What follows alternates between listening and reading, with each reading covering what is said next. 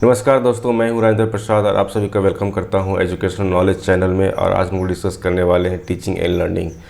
Teaching and learning की बात की जा रही है, ये हम लोग कंटिन्यूअस डिस्कस कर रहे हैं, जिसमें कि आज का जो टॉपिक है वो टॉपिक है शिक्षण के प्रकार। अर्थात ये जब भी बात करते हैं शिक्षण की, जब भी बात करते हैं टीचिंग की, इसके कितने प्रकार हो सकते हैं, इसके कितने भागों में बांटा जा सकता है, इसके बारे में समझने वाले हैं। और टीचिंग की बात कर रहे हैं, शिक्षण की बात कर रहे हैं, तो इससे संबंधित बहुत सारे वीडियो हम लोग अपलोड कर चुके हैं, जिसमें कि आपका शिक्षण के अर्थ के बारे में बात हुआ है, उसकी परिभाषा, उसकी क्रियाएं, उसकी अवस्थाएं के बारे में डिस्कस किए हैं। साथ में बात करते हैं शिक्षण का, तो उसका अपनी क्या प्रकृति होती है, इसके क्या नेचर होते हैं, उसकी क्या विशेषताएं होती है, इसके बारे में डिस्कशन हो चुका है। और बात करते हैं शिक्षण का, तो इसका जो कंपोनेंट की बात करते हैं वो किस प्रकार से काम करता है, इससे क्या क्या कंपोनेंट होते हैं, इन सभी के बारे में डिस्कशन हो चुका है। तो कह सकते हैं कि हम लोग सीक्वेंस से सारे हमको टीचिंग एंड लर्निंग का जितने भी आपका टॉपिक है और उसका जितने भी सब टॉपिक हैं हम लोग कंटिन्यूअस डिस्कस कर रहे हैं एक एक करके।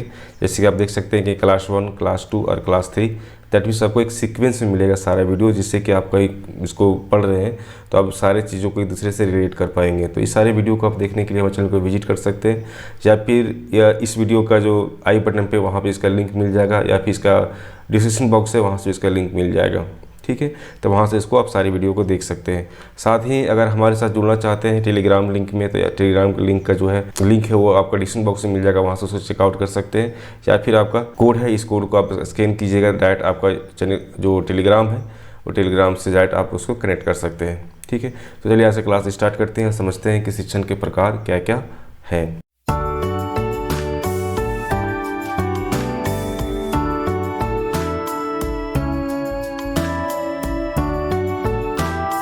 तो वीडियो स्टार्ट करने से पहले अगर इस वीडियो को अभी तक लाइक नहीं किए हैं, सब्सक्राइब नहीं किए हैं, तो सब्सक्राइब कर लीजिए। आपको वीडियो कैसा लग रहा है कमेंट बॉक्स में ज़रूर बताइए। ठीक है, तो शिक्षण के प्रकार कहने का मतलब ये है कि अगर हम बात करते हैं शिक्षण का, तो शिक्षण को हम कितने भागों में बांट सकते हैं। अर्थात ये हुआ कि अगर शिक्षण की बात की जा रही है, टीचिंग की बात कर रहे हैं, तो उसको विभिन्न तरह के आधार पे इसको हम डिस्ट्रीब्यूट कर सकते हैं, विभिन्न तरह के आधार पे इसको हम बांट सकते हैं। उसी चीज़ को हम समझने वाले हैं कि अगर हम बात करते हैं शिक्षण का, तो उसको कितने भागों में हम लोग बांटा जा सकता है, या उसको किस किस पहलुओं के आधार पर उसका हम लोग डिस्ट्रीब्यूट कर सकते हैं, इसके बारे में जानने वाले हैं। तो सिंपल सी बात कर सकते हैं। यहाँ पे पहला पॉइंट ये बताया गया है कि अगर शिक्षण की बात कर रहे हैं तो प्रशिक्षण से लेकर अनुदेशन तक थी है। अगर हम बात करते हैं शिक्षण का, कहीं भी आप टीचिंग करने के लिए बात करते हैं तो वहाँ पे जो उसकी ट्रेनिंग होती है ना, ट्रेनिंग से लेकर उसमें किस प्रकार के इक्विपमेंट की ज़रूरत पड़ती है, किस प्रकार के कंपोनेंट की ज़रूरत पड़ती है, किस प्रकार के स्किल कौशल का इस्तेमाल करते हैं, वो सारी चीज़ों का इस्तेमाल करते हुए हम पूरा का पूरा प्रक्रिया करते हैं, जिसमें क्या हुआ एक टीचिंग के दौरान होता है। तो विभिन्न विद्वानों ने क्या किए हैं कि शिक्षण के विभिन्न आधार पर, जितना इसका आधार हो सकते हैं, इसके बेस होते हैं, उस बेस के आधार पे विभिन्न प्रकार से इसका वर्गीकृत किए हैं। इसके बारे में ही आज समझने वाले हैं। जिसमें से पहला आपका आता है कि शिक्षण के उद्देश्यों के आधार पे। अगर हम बात करते हैं शिक्षण का क्या उद्देश्य है, तो सिंपल से बात है, अगर शिक्षण के उद्देश्य के आधार पे अगर उसको डिस्ट्रीब्यूट करना चाहते हैं, इसको बांटना चाहते हैं, इसको हम 3 तरीके से बांट सकते हैं। पहला क्या होता है ज्ञानात्मक शिक्षण, ठीक है, कॉग्निटिव टीचिंग की बात करते हैं। दूसरा क्या होता है आपका भावनात्मक शिक्षण, अर्थात अफेक्टिव टीचिंग की बात कर रहे हैं। और तीसरा क्या होता है आपका मनोगत्यात्मक शिक्षण, दैट मीन्स कह सकते हैं साइकोमोटर टीचिंग की बात की जा रही है। तो यहाँ पर शिक्षण के उद्देश्य के आधार पर क्या किया है कि शिक्षण को हम लोग डिस्ट्रीब्यूट किए, ये 3 भागों में इसको बांटा जा सकता है, जो आपको इस तरह से देखने को मिलता है। अब इस सारे पॉइंट को समझने वाले हैं कि आखिर ये इसका शिक्षण का मतलब होता है क्या है। अगर हम बात करते हैं ज्ञानात्मक शिक्षण, तो ज्ञानात्मक शिक्षण किसे कहेंगे। अगर हम बात करते हैं भावनात्मक शिक्षण, तो इसे हम किस प्रकार से डिफाइन कर सकते हैं। तो मनोगत्यात्मक शिक्षण कहने का अर्थ क्या होता है। अगर हम बात करते हैं कि साइकोमोटर टीचिंग का, तो इसका अर्थ ये निकल के आता है कि ऐसे शिक्षण की बात करें जहाँ पर विभिन्न तरह का जो मेथड्स का प्रयोग करना होता है, जो विद्यार्थियों की शारीरिक और मानसिक क्षमताओं का विकास करते हैं। यह शिक्षण विद्यार्थियों को नए कौशल सीखने और उसकी गतिशीलता या फिर समन्वय या फिर कार्य करने की क्षमता को बेहतर बनाने में मदद करता है। अगर हम बात कर सकते हैं यहाँ पे कि साइकोमोटर टीचिंग की बात की जा रही है, जिसमें क्या होता है कि इसके अंतर्गत हम इस प्रकार के टीचिंग और इस प्रकार के मेथड्स का इस्तेमाल करते हैं, जिससे क्या होता है किसी भी विद्यार्थी का, किसी भी बालक का शारीरिक और मानसिक क्षमताओं का विकास होता है। और इस विकास के अंतर्गत क्या होते हैं कि बच्चे जो है विभिन्न तरह के कौशल को सीखते हैं, विभिन्न तरह के गतिशीलता करते हैं, उसके समन्वय स्थापित करने की कोशिश करते हैं, विभिन्न तरह के कार्य करने की क्षमता का भी विकास होता है। अगर हम ज्ञानात्मक शिक्षण की बात करते हैं, तो इसका मतलब इस प्रकार से निकल के आता है कि ज्ञानात्मक शिक्षण एक ऐसा शिक्षण सिद्धांत है जो सिखाता है कि लोग जानकारी को कैसे प्राप्त करते हैं, संसाधित करते हैं, स्टोर करते हैं या फिर प्राप्त करते हैं। ठीक है, तो यह सिद्धांत सिखाता है कि मस्तिष्क जानकारी को कैसे संसाधित करता है और इसे समझता है। उदाहरण के लिए कह सकते हैं कि जब एक छात्र होते हैं, एक पाठ या कोई लेसन को पढ़ते हैं या किसी कहानी को पढ़ते हैं, आप फिर क्या करते हैं, उसमें बहुत सारे क्वेश्चन जो है वो पूछने के लिए कहा जाता है। तो इससे क्या होता है कि हम ज्ञानात्मक शिक्षण के अंतर्गत देख सकते हैं, जिसमें क्या होता है बहुत सारी चीज़ों को सीखने के बाद, उसको स्टोर करने के बाद, उसको एक सिस्टम में लाने के बाद क्या होता है, जब उसे क्वेश्चन पूछा जाता है तो सारे क्वेश्चन को एक एक करके उसका जवाब देते हैं। या फिर बोल सकते हैं कि छात्रों को एक विषय के बारे में नोट्स बनाने और फिर उस नोट को याद करने के लिए कहना, ये सारे क्या होते हैं आपके ज्ञानात्मक शिक्षण के अंतर्गत देखने को मिलता है। साथ में कह सकते हैं कि यहाँ छात्रों को एक समस्या को हल करने के लिए विभिन्न चरणों को समझने और लागू करने के लिए कहना, ये भी क्या होगा आपका ज्ञानात्मक शिक्षण के अंतर्गत एक उदाहरण की तरह आपको देखने को मिलेगा। अगर ये बात करते हैं कि छात्रों को एक अवधारणा को समझने के लिए विभिन्न उदाहरणों का प्रयोग करने को कहना, ठीक है। तो ये सारे जो हम प्रोसेस करते हैं इस टीचिंग के दौरान, तो ये सारी चीज़ें क्या कर सकते हैं कि हम ज्ञानात्मक शिक्षण के अंतर्गत इस चीज़ों को समझ सकते हैं। अगर वहीं बात करते हैं क्या भावनात्मक शिक्षण, ठीक है, अफेक्टिव टीचिंग, तो इसके अंदर क्या होता है कि हम अगर बात करते हैं भावनात्मक शिक्षण का मतलब ही निकल कर आता है कि उसमें भावना देखने को मिलेगा। एक ऐसा दृष्टिकोण या ऐसे मूल्य की बात करते हैं जिसमें कि छात्रों के प्रति जो है उसके विचार, उसके व्यवहार का विकसित करना होता है। यह छात्रों को अपनी भावनाओं को पहचानने, प्रतिबंधित करने और व्यक्त करने में मदद करता है। साथ ही क्या होता है कि दूसरे की भावनाओं को समझने और उचित तरीके से प्रतिक्रिया देने में भी मदद करता है। अर्थात कि जहाँ पे हम भावनात्मक शिक्षण की बात करते हैं तो वहाँ पे क्या होते हैं उसके इमोशंस की बात की जाती है कि किस प्रकार से अपने इमोशन को कंट्रोल करके, है ना, किस प्रकार से किसी भी विचारधारा को किसी के समक्ष रखना, अपने व्यवहार को किस प्रकार दूसरे के समक्ष प्रदर्शित करना या फिर अपने व्यवहार किस प्रकार से रखना, उन सभी के बारे में क्या होते हैं यहाँ पे शिक्षण की बात की जाती है।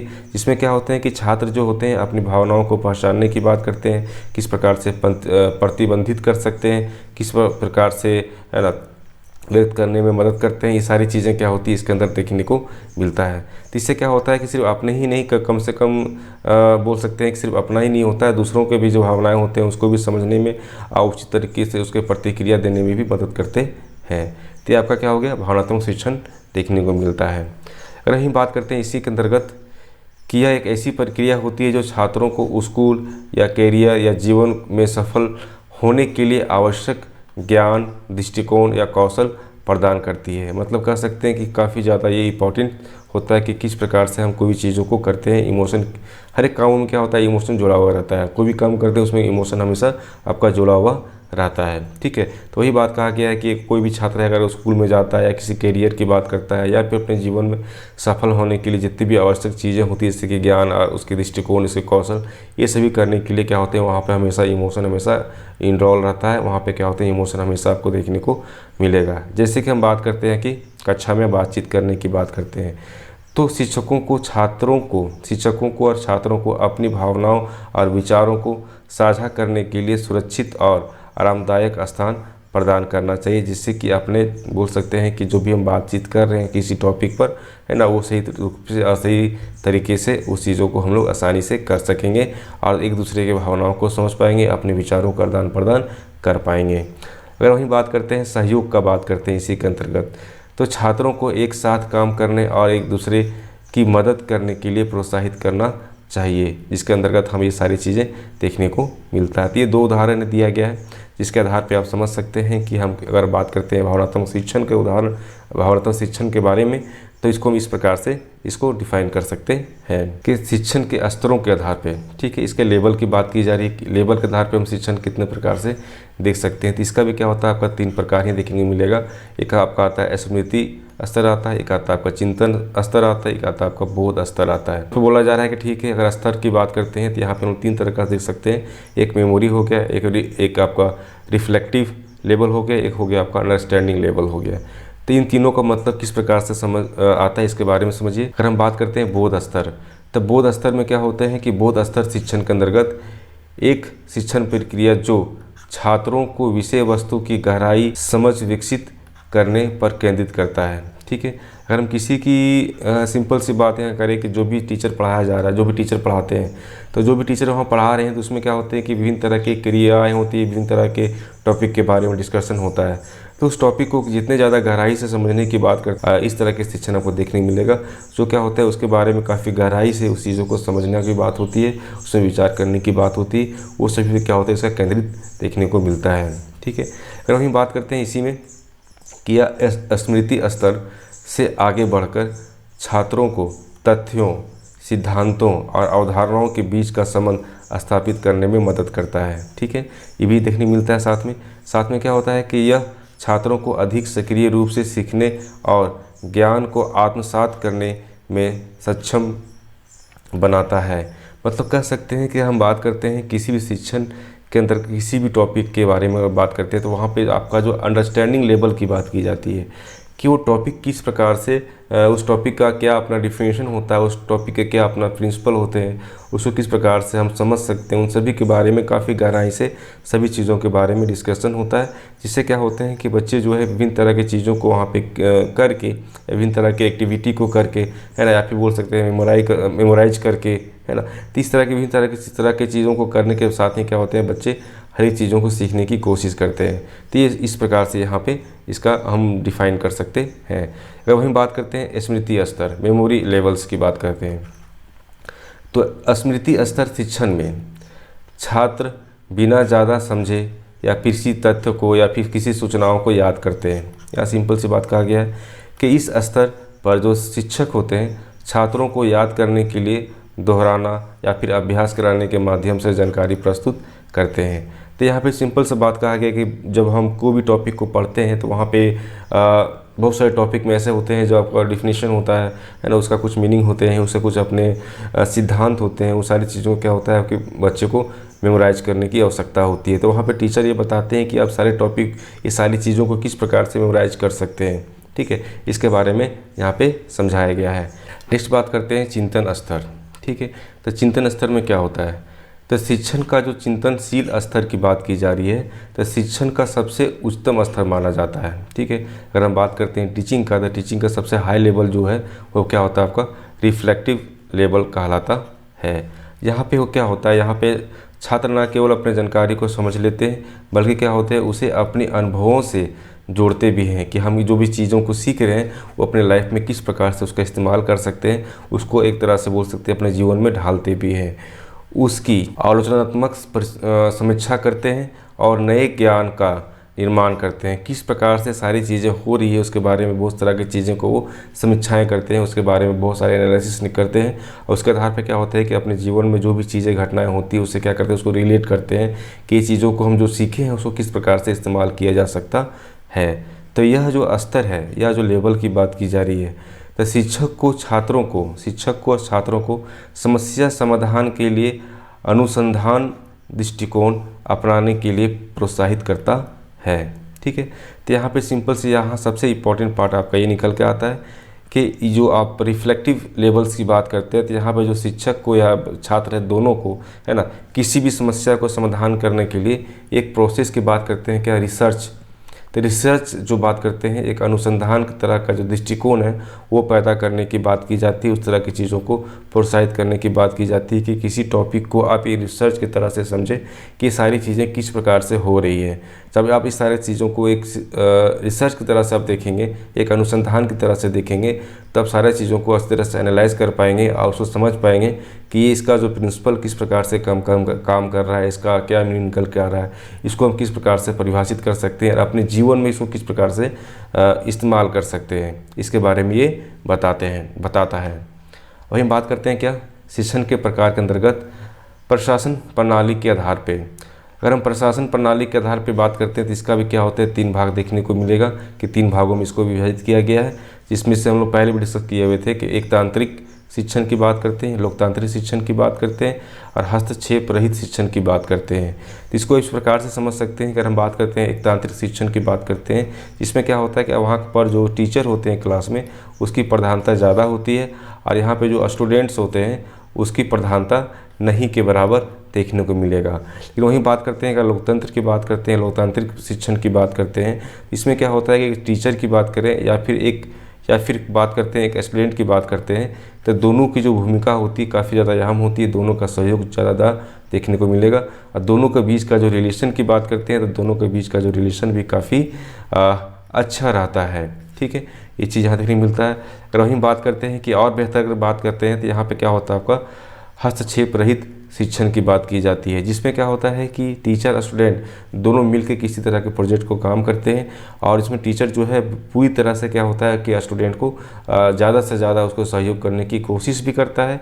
और जब किसी एक बोल सकते हैं कि गाइडलाइंस की ज़रूरत पड़ती है, काउंसलिंग की ज़रूरत पड़ती है, तो टीचर क्या होता है उन सभी का व्यवस्था भी करता है। मतलब किसी भी तरह से बोल सकते हैं कि इसमें जो स्टूडेंट्स होते हैं उसको किसी प्रकार की परेशानी ना हो, इस चीज़ों का जो ध्यान है वो टीचर रखता है। तो दोनों के आपस इसमें भी क्या होते हैं कि दोनों के बीच का जो संबंध होता है, दोनों के बीच का जो रिलेशन होता है काफ़ी ज़्यादा अच्छा एक बोल सकते हैं फ्रेंडली रिलेशन देखने को मिलता है। ठीक है, तो यहाँ पे क्या हुआ कि अगर प्रशासन प्रणाली के आधार पर अगर बात करते हैं तो यहाँ पे इसको 3 भागों में बांटा गया है, जिसमें से आपको क्या देखने को मिलता है कि होता है आपका ये सारे तीनों आपको देखने को मिलते हैं। अब आते हैं नेक्स्ट पार्ट में। अब बात करते हैं हम लोग चौथा नंबर में। तो शिक्षण की बात की जा रही है तो इसको स्वरूप के आधार पे किस प्रकार से डिवाइड कर सकते हैं। तो स्वरूप के आधार पे क्या होता है, इसका 3 भाग देखने को मिलेगा। एक क्या होता है आपका वर्णनात्मक शिक्षण, दूसरा क्या होता है निदानात्मक शिक्षण, और तीसरा क्या होता है उपचारात्मक शिक्षण। ठीक है, तो इस सभी के मतलब समझते हैं कि सारी चीज़ें किस प्रकार से काम करते हैं। ठीक है, पहले अगर बात करते हैं उपचारात्मक शिक्षण, तो अगर उपचारात्मक शिक्षण की बात की जा रही है दैट मीन्स यहाँ उपचार की बात की जा रही है ना, रेमेडियल्स की बात की जा रही है। तो उपचारात्मक शिक्षण में अगर हम बात करते हैं तो इसमें क्या होते हैं कि एक सुधारात्मक शिक्षण या बोल सकते हैं कि प्रतिपूरक शिक्षण भी कहा जाता है। मतलब इसको हम बोल सकते हैं उपचारात्मक शिक्षण, या फिर बोल सकते हैं सुधारात्मक शिक्षण, या फिर बोल सकते हैं प्रतिपूरक शिक्षण। तो इसका 3 नाम आपको देखने को मिलेगा। ठीक है, तो एक ऐसी शिक्षण विधि है जिसका उद्देश्य बच्चों के शिक्षण संबंधी कमजोरियों को दूर करना और उनकी सीखने की जो प्रक्रिया होती है उसमें सुधार करना है। ठीक है, यह उन छात्रों को अतिरिक्त सहायता प्रदान करने के लिए किया जाता है जिन्हें सामान्य कक्षा में कठिनाई हो रही है, जैसे कि भाषा की बात करते हैं, गणित की बात करते हैं, विज्ञान की बात करते हैं। तो यहाँ पे क्या हुआ, उपचार की बात किया जा रहा है कि यहाँ पे जो ऐसे शिक्षण की बात किया जा रहा है जिसमें उपचार किया जाए, उसको एक सुधार की बात की जा रही है। तो बहुत आप जब क्लास में जब टीचिंग करने की बात आती है तो बहुत सारे बच्चे का मेंटल की बात करते हैं, मेंटल योग्यता की बात करते हैं, मानसिक योग्यता की बात करते हैं, सबका अलग अलग होता है। ठीक है, जिस कारण से क्या होता है कुछ ऐसे टॉपिक होते हैं जहाँ पे बहुत सारे बच्चे उस चीज़ को समझ लेते हैं, बहुत सारे बच्चे ऐसे होते हैं तो उस सारी चीज़ों को समझ नहीं पाते हैं। तो कह सकते हैं कि जब इस शिक्षण की बात की जाती है, उपचारात्मक शिक्षण की बात की जाती है, तो यहाँ पे क्या होते हैं कि ऐसे बच्चे जो उस टॉपिक को समझ नहीं पा रहे हैं उसके लिए अलग से हम बोल सकते हैं कि एक डिजिटल रूप से है ना उसकी व्यवस्था की जाती है कि उस टॉपिक को हम किस प्रकार से समझाया जा सके। ठीक है, उस तरह की व्यवस्था की जाती है। सामान्य रूप से क्या होते हैं विभिन्न तरह की जो कठिनाइयाँ होती है, जैसे कि भाषा से संबंधित, लैंग्वेज से संबंधित होता है, आपका विज्ञान या फिर साइंस से संबंधित होता है, गणित से संबंधित होता है। तो ये सारे जो सब्जेक्ट है, सभी सब्जेक्ट में जब समस्याएं होती है तो हम लोग यहाँ पे इस तरह के जो शिक्षण की बात की जा रही है ना, रेमेडियल टीचिंग की बात की जा रही है, इसका हम लोग प्रयोग करते हैं। अगर वहीं बात करते हैं क्या वर्णनात्मक शिक्षण, तो वर्णनात्मक शिक्षण का बात की जा रही थी, इसमें क्या होता है एक शिक्षण रणनीति होती है जो क्या होता है कि अवधारणाओं को पर ध्यान केंद्रित करके विशिष्ट शब्दावली सीखने में मदद करती है, जो विशेष रूप से उन छात्रों के लिए उपयोगी है जो संवर्धित और वैकल्पिक संचार प्रणाली का प्रयोग करते हैं। ठीक है, तो इसमें क्या होता है कि एक तरह का बोल सकते हैं कि यहाँ पे एक रणनीति बनाई जाती है, इसमें क्या होता है कि उसके जो अवधारणाएं होते हैं उसको ध्यान केंद्रित किया जाता है, और विशेष रूप से क्या होता है उसकी जो शब्दावली है वो सारी चीज़ों को सिखाने में मदद करते हैं। साथ में क्या होता है कि जब बच्चे विभिन्न तरह की चीज़ों को सीखने के लिए अग्रसर होते हैं तो वहाँ पे क्या होता है विभिन्न तरह का जो विकल्प है वो सारी चीज़ों का भी इस्तेमाल किया जाता है, जिससे कि बच्चे को जो भी टॉपिक में बताया जा रहा है, जो टॉपिक को समझाया जा रहा है, उस सारे टॉपिक को इस तरह से समझ में आ सके। ठीक है, तो यह जो दृष्टिकोण होता है उच्च आवर्तनी या फिर सामान्य शब्दों का उपयोग करके नए या फिर जटिल शब्दों के अर्थों को स्पष्ट करता है, जिससे क्या होता है कि छात्रों को अपनी जो अवधारणाओं को समझने और बातचीत करने में मदद मिलती है, न कि केवल शब्दों को याद करने में। ठीक है, जब हम इस प्रकार से काम करते हैं, जैसे डिस्क्रिप्टिव टीचिंग की बात होती है, इसमें क्या होता है आपका हिस्ट्री की बात कर सकते हैं, लैंग्वेज की बात करते हैं। तो ये सारे जो टॉप सब्जेक्ट होते हैं, इस सभी सब्जेक्ट में क्या होते हैं कि शब्द की बात करते हैं, बहुत सारे ऐसे शब्द होते हैं जो बच्चे को समझ नहीं आता है, उसका मतलब समझाते हैं। साथ में ये समझाते हैं कि इस तरह के शब्द या किस प्रकार से किसी सेंटेंस में हम लोग प्रयोग कर सकते हैं, और साथ में ये बताते हैं कि उसकी जटिलता क्या होती है, उसकी विभिन्न तरह, एक शब्द का विभिन्न तरह का मीनिंग निकल के आता है, तो सारे मीनिंग को हम किस प्रकार से वहाँ पे किसी भी सेंटेंस में यूज कर सकते हैं। तो एक छोटा सा एग्जांपल वो इस प्रकार समझ सकते हैं, या फिर बोल सकते हैं कि जब हम कोई भी डिस्क्रिप्टिव की बात करते हैं तो वो बात करते हैं किस तरह का एशे की बात कर रहे हैं, या फिर बात कर रहे हैं जो इस प्रकार का सब्जेक्ट हो, जैसे हिस्ट्री हो गया, लैंग्वेज पेपर हो गया, ज्योग्राफी हो गया, सिविक्स हो गया। तो ये जो सब्जेक्ट है, सारे सब्जेक्ट में क्या होते हैं कि विभिन्न तरह के शब्द के जटिलता देखने को मिलती है, नए नए शब्द देखने को मिलते हैं। वो सभी चीज़ों को किस प्रकार से रिलेट कर सके, उसका मीनिंग किस प्रकार से निकाल सके, ये सभी चीज़ों में क्या होते हैं कि हम लोग इस तरह के टीचिंग का प्रयोग करते हैं, जिससे कि बच्चे को सारी चीज़ों को समझ में आ सके। नेक्स्ट बात करते हैं शैक्षिक क्रियाओं के आधार पर। जब भी हम टीचिंग करने की बात करते हैं तो वहाँ पे बहुत सारी एक्टिविटी करते हैं, उसके आधार पे हम बात करते हैं शिक्षण को कितने भागों में बांट सकते हैं। तो ये भी आपका क्या होता है, 3 भागों में इसको बांट सकते हैं। पहला क्या होता है आपका प्रस्तुतिकरण बोल सकते हैं, प्रदर्शन बोल सकते हैं, या फिर कार्य करने की बात करते हैं। जब भी कोई टीचर क्लास में जाता है तो वहाँ पर क्या होता है कि अपने टॉपिक को प्रस्तुत करता है, ठीक है, अपने टॉपिक को बताता है। तो सारी चीज़ों को बताने के लिए हमेशा इस चीज़ का ध्यान रखना होता है कि जब हम उसको प्रेजेंट कर रहे हैं तो उसका प्रेजेंट करने का सीक्वेंस क्या है, इसके बारे में ध्यान रखना होता है। और जो भी टॉपिक को हम बताना चाहते हैं उसमें बहुत सारे ऐसे चार्ट पेपर या मॉडल का भी इस्तेमाल करते हैं, जिससे क्या हो सके आपका जो शैक्षिक क्रिया होती है वो आपका सही से किया जा सके। और उसमें और भी बहुत सारे एक्शन किया जाता है, जैसे कि हम लोग उसमें वही तरह के कौशल्स का यूज़ करते हैं, मेथड्स का यूज़ करते हैं, है ना, उसके इन्वायरमेंट्स की यूज़ करते हैं, उसको क्वेश्चन आंसर मेथड्स की यूज़ करते हैं। मतलब विभिन्न तरह की चीज़ें होती है एक क्लास रूम में घटती है जो टीचर स्टूडेंट के बीच में होता है। तो इन सभी के बारे में भी क्या होते हैं देखने को मिलता है। अगर लास्ट हम बात करते हैं इसी में कि शैक्षिक व्यवस्था के आधार पर, अगर शैक्षिक व्यवस्था की बात की जा रही है, दैट मीन्स यहाँ बोल सकते हैं कि अगर हम शिक्षण की बात कर रहे हैं, उसमें शिक्षण की बात की जा रही है, उसमें क्या होता है कि हम कितनी तरह से शिक्षण दे सकते हैं। तो यहाँ क्या होता है आपका फॉर्मल रूप से दे सकते हैं, है ना, इनफॉर्मल रूप से दे सकते हैं, नॉन फॉर्मल रूप से दे सकते हैं। फॉर्मल एजुकेशन क्या होता है, जहाँ हम उसको स्कूल की बात करते हैं, किसी संस्थान की बात करते हैं, विश्वविद्यालय की बात करते हो, क्या होता है आपका फॉर्मल एजुकेशन होता है। इनफॉर्मल एजुकेशन क्या होता है, जैसे कि घर पे बैठ के बात करें, किसी कार्यस्थल पर जाके या किसी सामाजिक गतिविधि के माध्यम से क्या होते हैं विभिन्न प्रकार की शिक्षा दी जाती है। तो क्या होता है आपका इनफॉर्मल एजुकेशन होता है। उसी प्रकार से आपका नॉन फॉर्मल भी देखने को मिलता है। तो आज हम लोग ये समझे कि किस प्रकार से अगर किसी शिक्षण के प्रकार की बात की जाती है उसको हम डिवाइड कर सकते हैं, और कितने तरह से डिवाइड कर सकते हैं। जैसे कि हम यहाँ पे डिस्कस किए थे, टोटल आपका 7 तरीके से इसको हम 7 प्रकार इसका जो है हम देख सकते हैं। और 7 प्रकार में हम कॉमन बात यह है कि सभी 7 टाइप में आपका इसका जो भाग है वो 3 भाग में देखने को मिलता है। तो इस चैनल को सब्सक्राइब कीजिए और लाइक करें वीडियो को, कमेंट बॉक्स में बताएं कि वीडियो कैसा लग रहा है। इसको अपने ग्रुप में ज़्यादा से शेयर करें। Thank you.